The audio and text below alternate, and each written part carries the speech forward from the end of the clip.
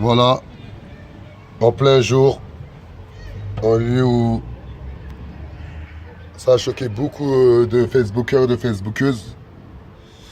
Regardez, des cafards en pleine journée vivants qui traînent dehors. Voilà, regardez, tous les cafards morts. Regardez.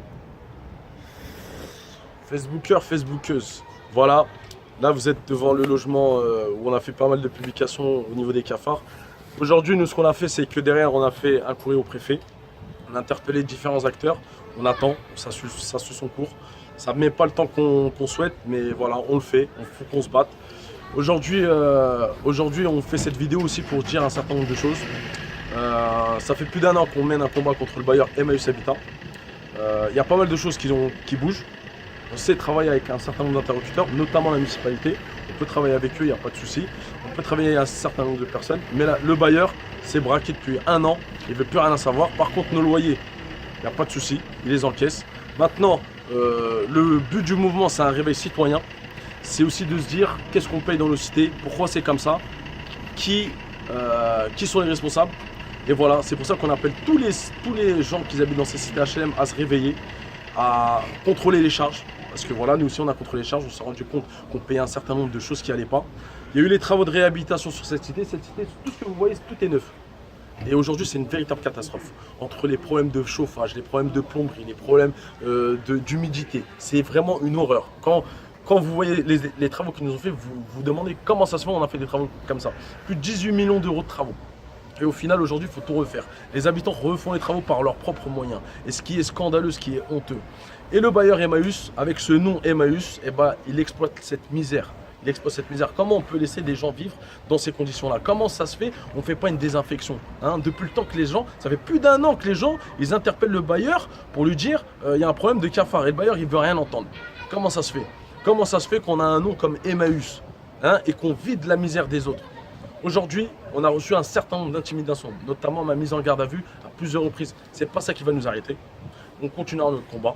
Et ça nous prouve encore, ça nous donne encore plus de motivation, encore plus de raisons.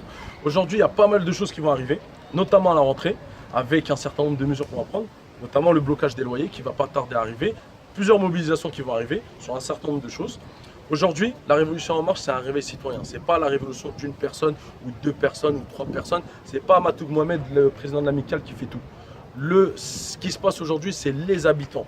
Aujourd'hui, nous, on n'est que les porte-parole des habitants de cette cité. Et d'ailleurs, ce mouvement, c'est un mouvement qui permet aux gens de se réveiller. Si vous vous reconnaissez dans ce mouvement, il faut vous battre pour les intérêts de vos familles, les intérêts de vos voisins. Il faut se réveiller parce que personne ne va le faire à votre place. Comme exemple, vous avez mis en place des manifestations. Exactement. Il y a déjà deux manifestations qui ont été mises en place. Deux grosses manifestations qui ont été mises en place. La mairie, ce jour-là, nous avait mis à disposition 2 bus. Pourquoi? Parce que c'est le peuple. C'est le peuple. La mairie, quand elle donne 2 bus, c'est pas pour M. Matoug, c'est pas pour l'amicale, c'est pour la population. Parce que la population, elle est en souffrance. Et pour preuve, lorsqu'il y avait la deuxième manifestation, toi, tu n'étais même pas là. J'étais en garde à vue la première manifestation. C'était pour m'empêcher d'aller manifester. On pensait que j'étais le seul. Eh ben non, ils se sont trompés parce que c'est un réveil c'est toute la population, c'est toute la cité de l'Europe. Et d'ailleurs, aujourd'hui, faut bien comprendre une chose, que ce mouvement-là, la révolution est en marche, c'est pas un mouvement pour créer la discorde, pour se battre. On sait dire quand ça va pas et on sait dire quand ça va bien. Aujourd'hui, avec le bailleur, ça va pas du tout. Avec la municipalité, ça va beaucoup mieux par rapport à avant. Il y a eu des choses qui sont faites, il y a des choses qui sont en train d'avancer. On attend, on avance progressivement. Voilà, il y a des choses qui sont faites, il y a des choses qui sont dites. Maintenant, nous, ce qu'on veut, c'est un travail de fond.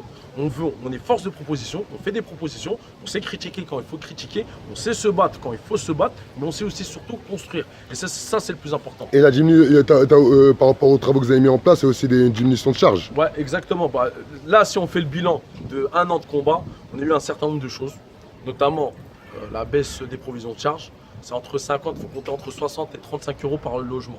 Et c'est considérable sur 800 familles. Ça, c'est un des premiers, on va dire, une des premières victoires. Mais il n'y a pas que ça. C'est pas suffisant. On va toujours demander plus. On a aussi la réfection de tous les travaux de chauffage. On refait tout le chauffage nécessaire. À la base, ce n'était pas prévu. Aujourd'hui, on a eu ce gain. Avant, à l'époque, l'hiver dernier, il y avait une partie de la cité qui avait 30 degrés chez eux et une autre partie qui avait rien du tout. Ce qui était invivable.